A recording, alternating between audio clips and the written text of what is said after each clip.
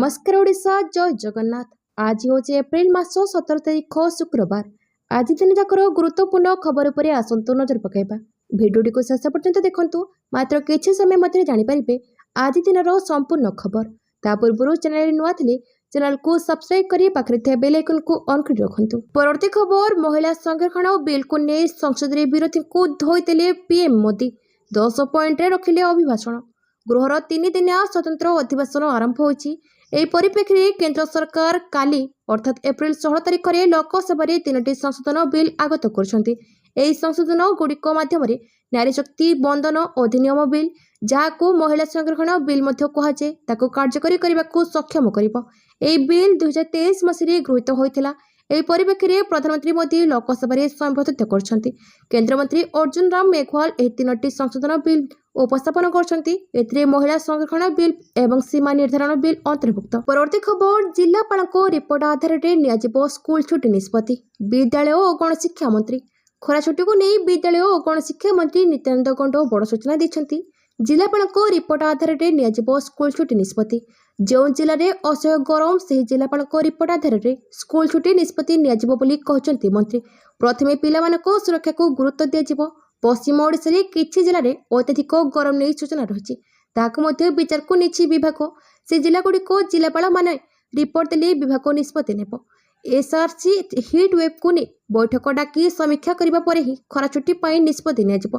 तेणु एसआरसी को मीटिंग पर ही स्कूल छुट्टी निष्पत्ति नियाजिबो बोली कहछन्ति गणशिक्षा मंत्री। परवर्ती खबर, चिठी लिखिले बीजेडी सुप्रीम ओडिशार स्वार्थ पई एकाठी हेबाकू आह्वान। ओडिशार सब सांसदों को चिठी लिखिले नवीन, विशेषकर राज्यर सब सांसदों को बीजेडी सभापति नवीन पट्टनायक चिठी। 131तम संविधान संशोधन प्रसंग उठाई लिखिं चिठी। चिठी रे राजनीतिक प्रतिनिधित्व और अर्थनैतिक स्वार्थ कथा उठाई बीजेडी सुप्रीम।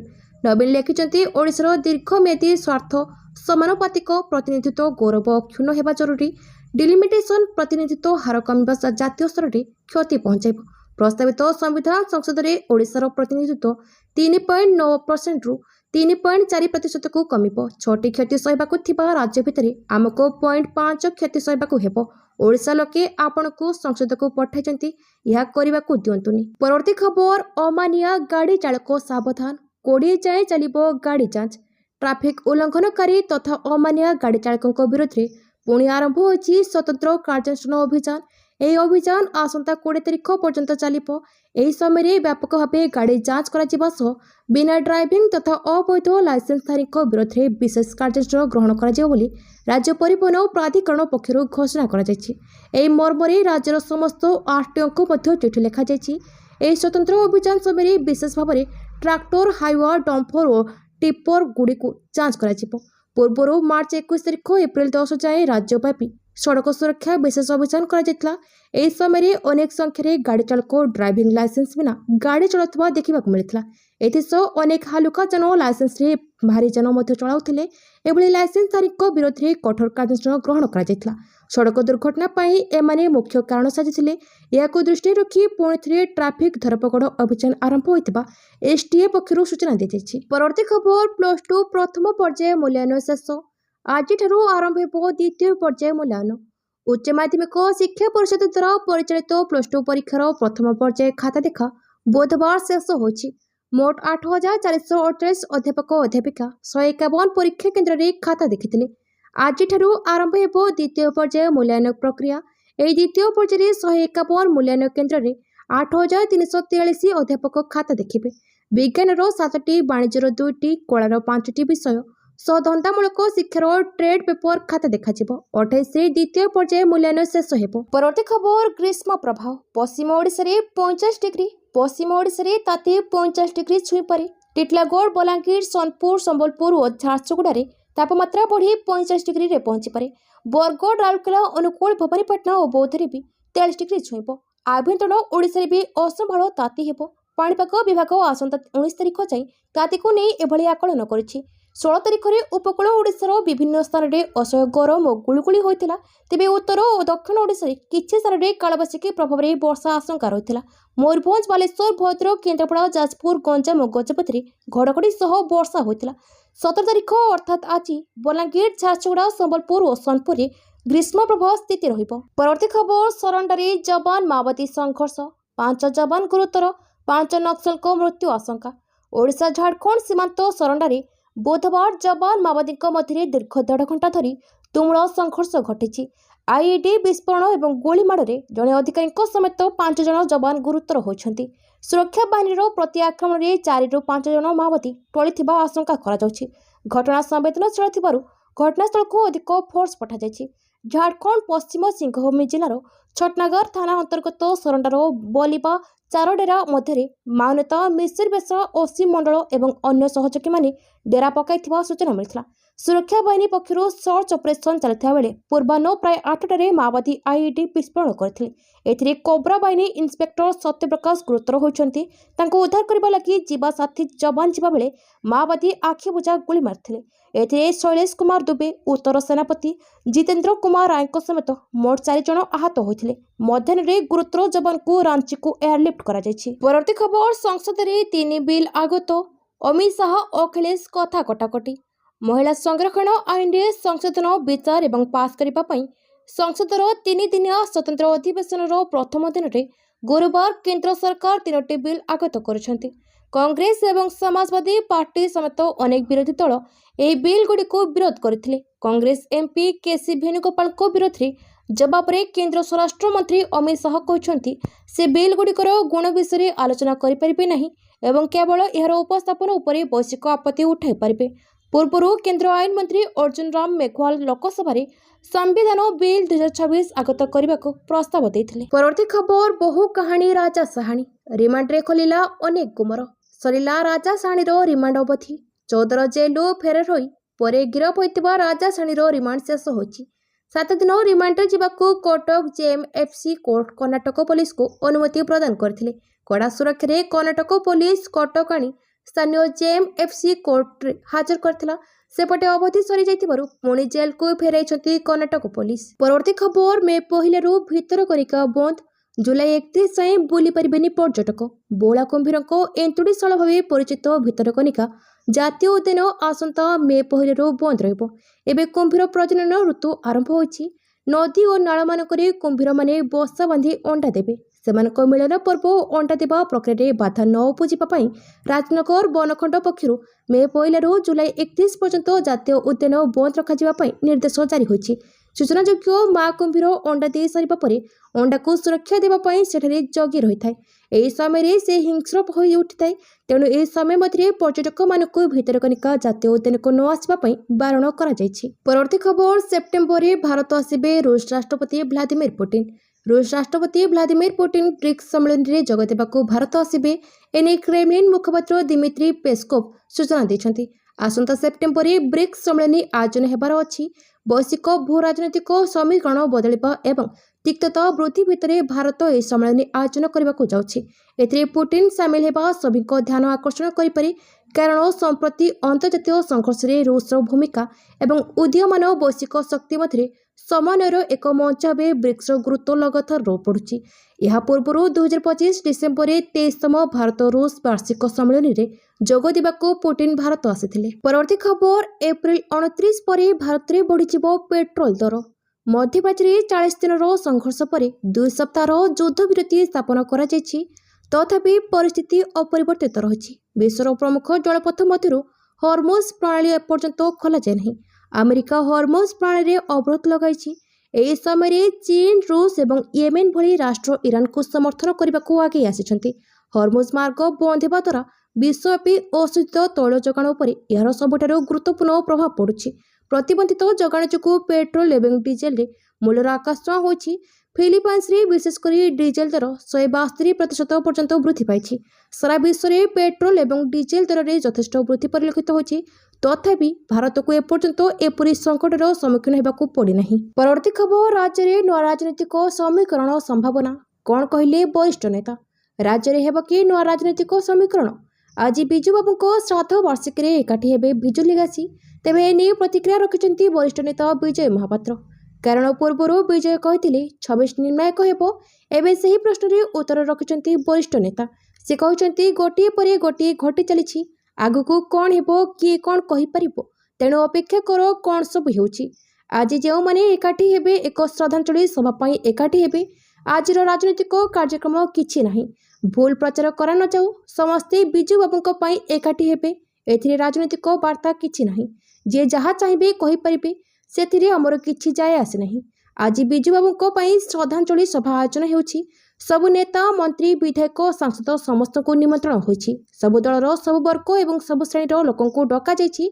नवीन बाबू को डका जाइछि कि नाही मु जानी नहीं बोली कहचंती विजय महापात्र। परवर्ती खबर लोकसभा सीट बढ़िले गणतंत्र पई शुभंकर। नवीन को चिठीर उत्तर देले आईन मंत्री। लोकसभा सीट वृद्धि प्रसंग में मुख्यमंत्री को विरोधी दल नेता नवीन पट्टनायक को चिठीर उत्तर रखिचंती आईन मंत्री। सीमा पुनः निर्धारण ने द्वंद्व तैयारी करिवार परिकल्पना नवीन को भली वरिष्ठ नेता को सभा देउनथिबा से कहचंती। परोक्ष भाबे एहाकु विरोध करिबा अटकाइबा मानसिकता नवीन छाड़तु बोली से कहते। आईन मंत्री आहरी कहते केंद्र सरकार ऐतिहासिक निष्पत्ति नेबाकू जाउछंती। आगामी इतिहास को परिवर्तन करने को जाउछि किंतु एतिकी बढ़िबो सेतिकी बढ़िबो कही द्वंद्व करबा ठीक नुहे। आगामी दिन में सीमा पुनः निर्धारण होई सीट संख्या बढ़े तेबे ताहा गणतंत्र पई शुभंकर बोली कहते। ताको विरोध करी स्वतंत्र अधिवेशन जीत करबा परोक्ष भाबे महिला संरक्षण को विरोध करबा बीजेडीर नुआ योजना। से दृष्टि एभली विवादरू दूरे रुहंतु नवीन यह ही मोर परामर्श बोली से कहते। परवर्ती खबर राघव चड्ढा जेड प्लस सुरक्षा प्रत्याहार। पंजाब सरकार पक्षर आम आदमी पार्टी प्रमुख नेता राज्यसभा सांसद राघव चड्ढा को प्रदान कर सर्वोच्च जेड प्लस वर्गर सुरक्षा व्यवस्था को हठात प्रत्याहार कर दलीय नेतृत्व सह बढ़ुवा दूरता जो यह पदक्षेप निया चर्चा होता बेले बर्तमान केंद्रीय सुरक्षा बलय प्रदान कर चलित मास आरंभ सांसद राघव चड्ढा को राज्यसभा दलर उपनेता पदर हटाई देथिला आम आदमी पार्टी। पर दल तांको नारे अनेक किछि अभियोग आनिथिला। आउ एबे सांसद राघव चड्ढा को ऊपर जेड प्लस सुरक्षा प्रत्याहार करा जायछि। दलीय नेतृत्व सह बढ़ुवा विवाद जोगु ए पदक्षेप निया कहा जाउछि किंतु वर्तमान सांसद राघव चड्ढा को केंद्रीय सुरक्षा बलय प्रदान करा जायछि। सबुठारु बड़ कथा हेउछि दिने राघव आप सुप्रीम अरविंद केजरीवाल को बहु घनिष्ठ थिले। परवर्ती खबर बेसिक पे 18 नुहे मिलिबो 69,000। 69,000 मूल दरमा 6% वार्षिक वृद्धि एवं 5 पदोन्नति। अष्टम वेतन कमिशन प्रमुख प्रस्ताव। माले माल हेबे केंद्र सरकारी चाकरिया। केंद्र सरकारी कर्मचारी बड़ खबर आसीपारे। कर्मचारी संगठन गुड़िक अष्टम वेतन कमिशन संपर्क में एक प्रस्ताव देइछंती जहाँ दरमा पेंशन एवं भत्ता गुड़िक बड़ परिवर्तन आनीपारे। जातीय परिषदर ड्राफ्ट कमिटी सरकार को तांकर सुपारिश दाखल करिछि जेउथिरे 2024 कार्यकारी हेबाकु थिबा अनेक बड़ परिवर्तन रहिछि। सबुठारु गुरुत्वपूर्ण दाबी होछि सर्वनिम्न मौलिक दरमा 18,000 रु 69,000 टंका को वृद्धि करिबा। एथिपई 3.83 फिटमेंट फैक्टर प्रस्ताव दिया जायछि। जदि यह कार्यकारी करा जाए तेबे कर्मचारी को दरमा एवं पेंशन रे एक गुरुत्वपूर्ण वृद्धि परिलक्षित हेबो। यह मध्य दाबी करा जायछि जे नूतन दरमा स्तर 1 जनवरी 2026 रु कार्यकारी करा जाऊ। परवर्ती खबर समुद्र रे शत्रुर निस्तार नाही। भारत नौसेना रे शामिल हेबो 6टी अत्याधुनिक P-81 विमान।